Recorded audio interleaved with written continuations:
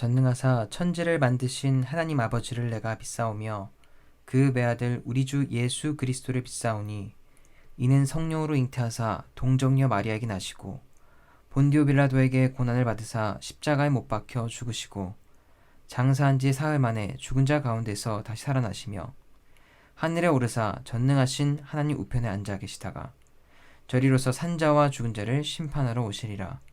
성령을 믿사오며 거룩한 공예와 성도가 서로 교통하는 것과 죄를 사하여 주시는 것과 몸이 다시 사는 것과 영원히 사는 것을 믿사옵나이다. 아멘.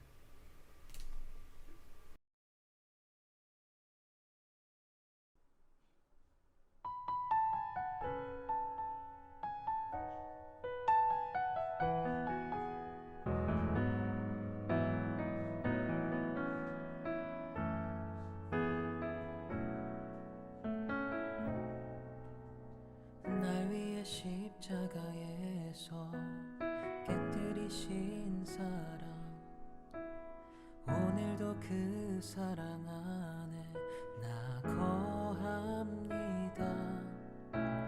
주님의 생명 내 안에 있고 주님의 사랑 날 강권하니 나 오늘도 주께 내 삶을 깨뜨립니다. 오 주여 내 삶을 깨뜨립니다. 주 머리 위에 붓습니다. 내 모든 삶과 생명을 주님 얻으소서. 오 주여 내 삶을 깨뜨립니다. 주 머리 위에 붓습니다. 주님께라면 아깝지 않습니다.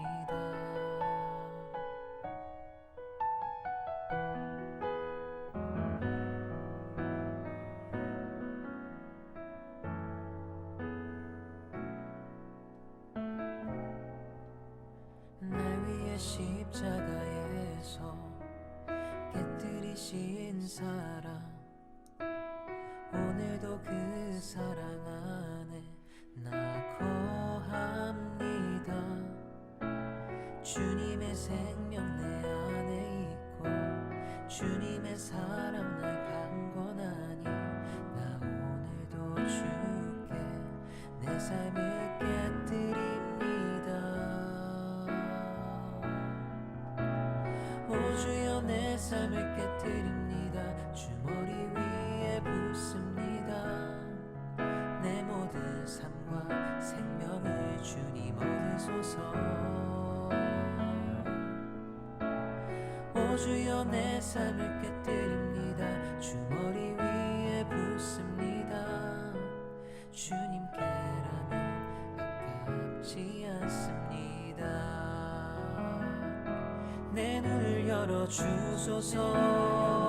주의 참된같이 보도록 내 앞에 계신 주님과 피할 것은 없습니다. 내 손에 남은 것 없이 아낌없이 다 드립니다. 주님 한 분만을 위하여 한 방울도 남김없이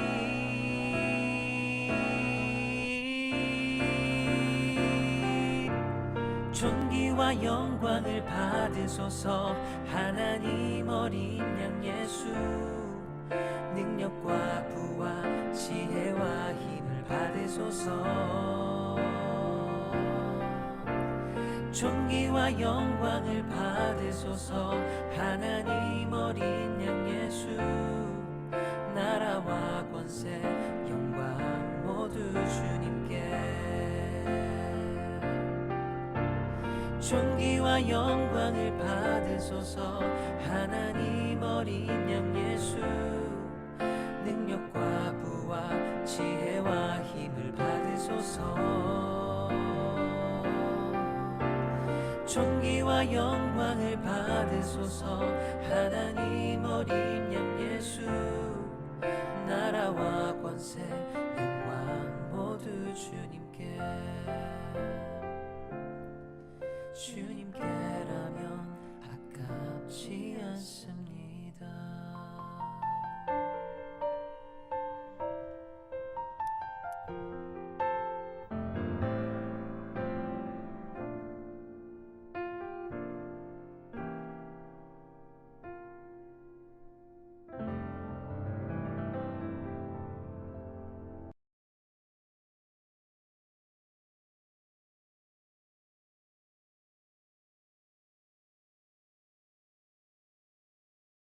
오늘 우리가 함께 살펴보실 말씀은 사도행전 16장 19절에서 26절 말씀입니다. 신약성경 216페이지에 있습니다. 우리 함께 읽도록 하겠습니다. 여종의 주인들은 자기 수익의 소망이 끊어진 것을 보고 바울과 신라를 붙잡아 장터로 관리들에게 끌어갔다가 상관들 앞에 데리고 가서 말하되, 이 사람들이 유대인인데 우리 성을 심히 요란하게 하여 로마 사람인 우리가 받지도 못하고 행하지도 못할 풍속을 전한다 하거늘 무리가 일제히 일어나 고발하니 상관들이 옷을 찢어 벗기고 매로 치라 하여 많이 친 후에 옥에 가두고 간수에게 명하여 든든히 지키라 하니 그가 이러한 명령을 받아 그들을 깊은 옥에 가두고 그 발을 착고에 든든히 채웠더니 한밤중에 바울과 신라가 기도하고 하나님을 찬송하며 죄수들이 듣더라. 이에 갑자기 큰 지진이 나서 옥터가 움직이고 문이 곧 다 열리며 모든 사람의 매인 것이 다 벗어진지라. 아멘.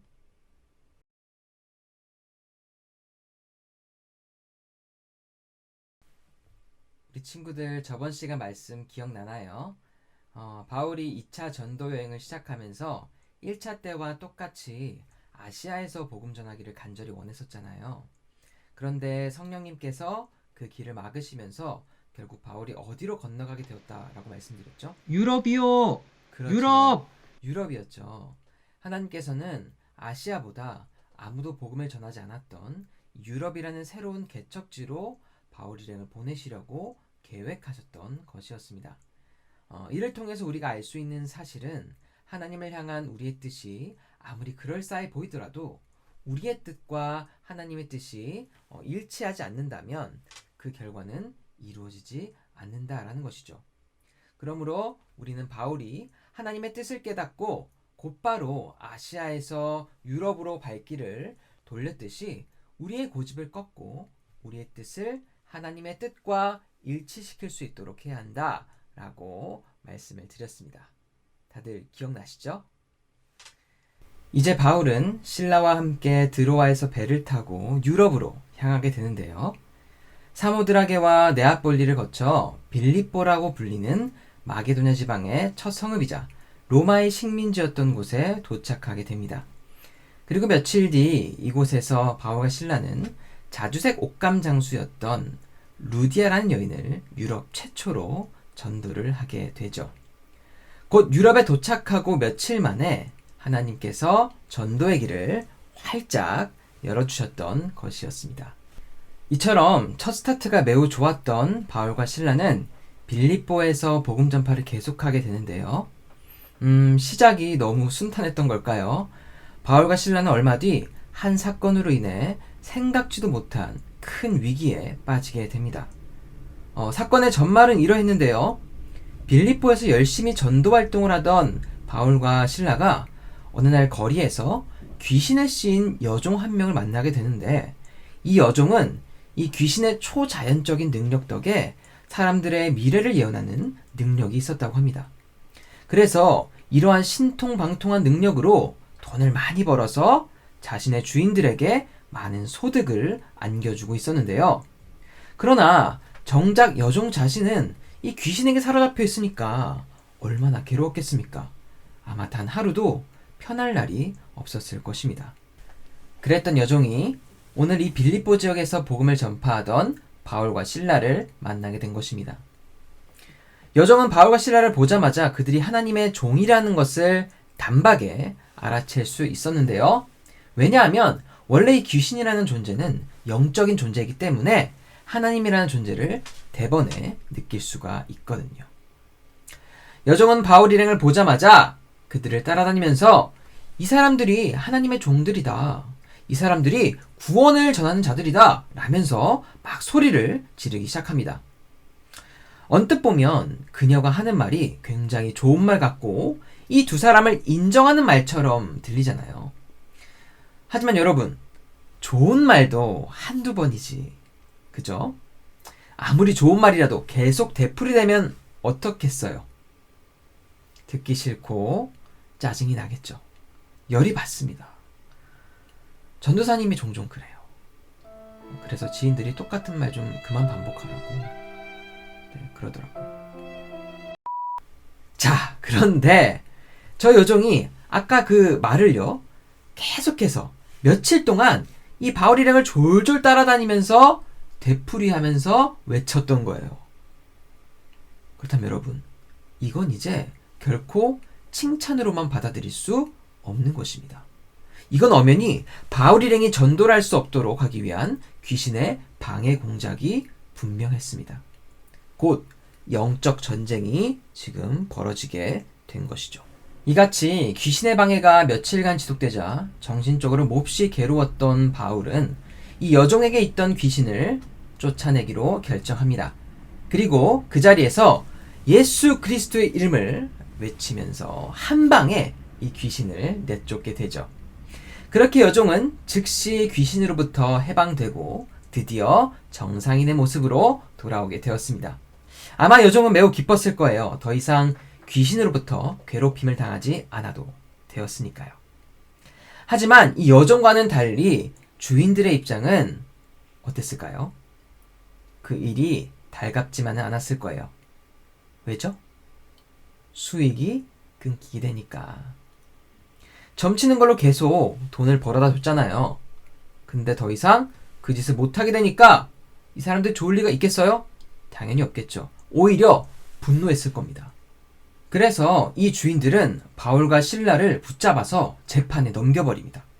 그러고는 이 사람들이 지금 불법 종교를 유포해서 이 로마의 땅을 어지럽히고 있다고 고발을 하게 되죠. 그래서 이 말을 들은 행정관리들은 그 죄를 중한 죄로 여겨서 곧바로 형벌을 내립니다. 바울과 실라를 벌거벗겨 매질을 하고 감옥에 가두라고 명령을 내리죠. 그렇습니다. 바울과 실라는 한 사람을 귀신으로부터 해방시켜준 어찌 보면 이 좋은 일, 이 선한 일로 인하여 사람들의 미움을 받아 억울하게 매질을 당하고 감옥살이를 하게 된 것입니다. 생각지도 못한 큰 고난이 이 두 사람에게 찾아온 것이죠. 사랑하는 여러분, 늘 말씀드렸듯이 우리가 예수를 믿으면요, 늘 고난이 따르게 되어 있습니다. 오늘 바울과 실라가 붙잡히게 된 발단은 사실 여종의 몸에 있던 그 귀신을 쫓아낸 것이었지만, 결론적으로 그들이 고발당한 내용을 봤을 땐 바울과 실라가 당하게 된 그 근본적인 원인은 그들이 복음을 전파해서 이 로마라는 나라를 어지럽혔다라는 것에 있었습니다. 그러니까 쉽게 말해서 그들은 예수님 때문에 고발당한 것이고, 예수님 때문에 원치 않는 매질과 감옥에 갇히는 수모를 겪게 되었던 것이죠. 그래서 정말 저 같으면 저 상황이 정말 억울했을 것 같습니다. 재판관에게 엄청 따졌을 것 같아요. 아니, 재판관님, 그게 아니고요. 내가 지금 이러이러해서 내가 지금 좋은 일을 하고도 억울하게 끌려왔다. 귀신 들린 사람 멀쩡히 만들어줬으면 오히려 대우를 해줘야 되는 거 아닌가? 라면서 어떻게든 그 상황을 좀 반전시켜 보려고 노력했을 것입니다. 여러분, 사실 바울은요, 아는 친구들도 있겠지만 혈통은 분명 유대인이었어요. 하지만 정식적으로 그는 로마 시민권을 가진 자였습니다. 그래서 저 상황에서 충분히 자신의 신분을 내세우면서 내가 로마 시민이니까 한번 봐달라, 이렇게 선처를 부탁했다면 그냥 아무 일 없이 풀려났을 수도 있었어요. 그런데 바울은 어떻게 합니까? 관리가 형벌을 내렸을 때 무슨 변론을 하던가요? 아니요. 아무 말도 안 합니다. 분명 피할 수 있는 이 고난을 피하지 않고 받아들인 것이죠. 이상하죠? 여러분, 왜 바울은 이 같은 판단을 내렸던 것일까요? 왜 이 억울한 일을 그대로 당하고만 있었던 것일까요? 그것은 바로 그 고난이 예수 그리스도를 대신해 받는 영광스러운 고난이었기 때문입니다. 여러분, 우리 예수님께서는 우리를 위해 큰 매를 맞고 또 수모를 당하시고 십자가에서 죽음의 고통을 대신 받으셨어요. 하지만 결국 어떻게 되셨죠? 저번 주 우리가 예수님의 그 부활을 기념하지 않았습니까? 예수님께서는 다시 살아나시고 하나님께서 그 예수님을 지극히 높이시어 영광스럽게 만들어 주셨습니다. 자, 그렇다면 여러분 한번 생각해 보세요. 우리가 예수님을 위하여 그분을 대신해서 그 고난을 받는다면 하나님께서 우리를 어떻게 하실까요? 예수님을 영광스럽게 만드셨듯이 우리 또한 높이시고 영광스럽게 만들어 주실 것입니다. 바울은 이 사실을 알고 있었던 것이죠. 그래서 로마서 8장 17절에서 18절을 보시면 바울이 말하길 우리가 그와 함께 영광을 받기 위하여 고난도 함께 받아야 할 것이니라 생각하건대 현재의 고난은 장차 우리에게 나타날 영광과 비교할 수 없도다 라고 말했던 것이죠. 그러니까 내게 있을 영광을 소망하면서 내가 이 고난도 달게 받겠다 라는 말인 것입니다.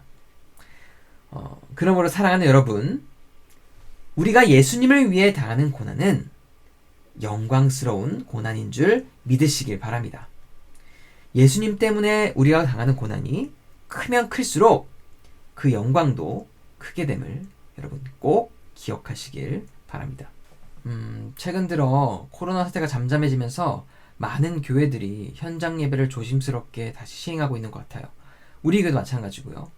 그래서 일부 믿지 않는 사람들은 이런 교회를 향해서 많은 지탄을 가하고 있습니다. 언론 역시 이 기독교를 저격하면서 좀 과장되고 좀 부풀린 기사들을 좀 무분별하게 내놓고 있는 것 같아요. 뭐 대충 내용을 말씀드리자면 뭐 교회가 경각심이 부족하다느니 이 시국이 또 등장합니다. 이 시국에 무슨 예배냐, 목사들이 돈에 눈이 멀었다, 뭐 등등 뭐 차마 입에 담을 수 없는 상스러운 욕설들까지 하면서 그렇게 교회를 조롱하고 비난하고 있습니다. 그래서 전 최근에 너무 노골적으로 이 교회를 까내리는 기사가 하나 있어가지고 순간적으로 열이 받아서 열폭하며 댓글까지 단 적이 있었는데 참았어야 했습니다. 네. 억울해도 오늘 말씀의 이 바울처럼 침묵해야 했어요. 하지만 그 순간에는 그게 안 되더라고요. 네, 이것이 교회만 치탄받을 만한 일인가. 클럽이나 뭐 술집 같은 그런 유흥업소나 대중교통시설에는 사람들이 안 붐비나? 오히려 교회는 예방수칙을 철저히 지켜가면서 사회에 피해가 안 가게끔 조심스럽게 예배드리고 있는데, 그런데도 이런 교회에 대해서 오해 살 만한 어떤 자극적인 기사들을 서슴없이 올리고 무분별한 욕을 해대니까 전도사님이 순간 너무 화가 나고 억울해서 한마디를 했습니다. 하지만 참았어야 했어요. 네, 그냥 비난을 수용하고 침묵해야만 했습니다. 왜냐하면 사실 지금 코로나 때문에 이렇게 교회가 화두에 오른 것뿐이지 교회는 지난 수백 년간 지속적으로 사람들에게 공격받고 또 고난을 받아왔기 때문입니다. 예수 믿으면 비난과 멸시를 받는 게 당연한 건데 제가 순간적으로 이 감정을 주체 못하고 그만 열폭해버린 것이죠. 네, 이 점에 대해서는 제가 반성하고 있습니다. 그러므로 다시 한번 말씀드리지만 우리가 예수님을 위해 당하는 고난은 영광스러운 고난인 줄 믿으시길 바랍니다. 억울해할 필요도 없고 기분 나빠할 필요도 없어요. 오히려 여러분은 예수님을 위해 일하다가 그렇게 오해받고 멸시받고 또 고난당하면 그것으로 기뻐할 줄 알아야 합니다. 왜냐? 예수님이 당하실 그 고난을 여러분들이 대신 받고 있는 것이기 때문에. 우리가 나중에 영광을 받기 위해선 이 고난은 필수적으로 우리에게 따라오는 것이기 때문에 그래서 도리어 그것을 영광스럽게 여기셔야만 합니다. 그러므로 사랑하는 중고등부 여러분, 이 사실을 기억하시고 예수님을 위해 기쁘게 고난받으시는 주의 제자들 다 되시길 주님의 이름으로 축원드립니다. 결국 바울과 실라는 사람들의 고발로 인해 매를 맞고 감옥에 갇히게 되었는데요. 사실 재판에서 아무런 변론 없이 이 고난을 받아들인 것, 이건 역시 굉장한 일이었지만 이 이후에 감옥에 들어가서 보인 이 두 사람의 행동은 정말로 기가 막힐 정도였습니다. 25절 함께 우리 다시 한번 읽어보도록 할게요. 한밤중에 바울과 실라가 기도하고 하나님을 찬송하며 죄수들이 듣더라. 여러분, 바울과 실라가 한밤중에 뭘 했다고요? 옥중에서 기도를 하고 찬송을 불렀답니다. 멀쩡한 상태에서? 아니죠. 매맞는 곳에서는 피가 흐르고 또 두 발에는 착고가 채워진 상태에서. 그러니까 고통스러운 고난 중에서도 하나님께 감사하며 예배했다는 것입니다. 여러분 이게 가능할까요? 말은 쉬워 보이죠. 하지만 여러분 우리의 모습을 한번 되돌아보시기 바랍니다. 우리는 보통 우리의 삶이 형통하고 평안할 때만 감사하곤 합니다. 그리고 심지어 삶이 너무 풍족하잖아요. 넉넉하잖아요. 하나님을 잘 찾지도 않아요. 그죠? 인정하시죠? 인정? 그런데 지금 피 흘리고 억울하게 옥살이하고 있는 이 와중에 감사의 기도와 찬송이 나온다. 여러분 어림도 없죠. 아마 우리 같았으면 먼저 욕부터 나오고 그죠? 원망부터 했을 거예요. 아니 주님, 내가 지금 주의 일 좀 하겠다는데 왜 이런 상황으로 나를 내모십니까? 하나님 정말 너무하십니다. 살아계시긴 한 겁니까? 아버지, 날 보고 있다면 정답을 내게 알려줘. 이러면서 점점 두려움에 사로잡혀 슬픔과 고통 속에 허우적댔겠죠. 자, 그런데 오늘 바울과 실라는 어떻게 했다고요? 이 네거티브한 상황에서 기도하고 찬송을 했다. 자, 여러분 따라해 봅시다. 고난 중에도 기도와 찬송을 드리자. 사랑하는 여러분, 이것이 고난 중에 있는 그리스도인들 행해야 하는 참된 자세인 줄 믿으시기 바랍니다. 좀 전에 우리가 예수님 대신 고난을 받게 되면 그것을 영광스러운 일로 여기며 기뻐하라고 말씀드렸잖아요. 그러니까 이 감사를 그 기도와 찬송으로 하나님께 표현하라는 거예요.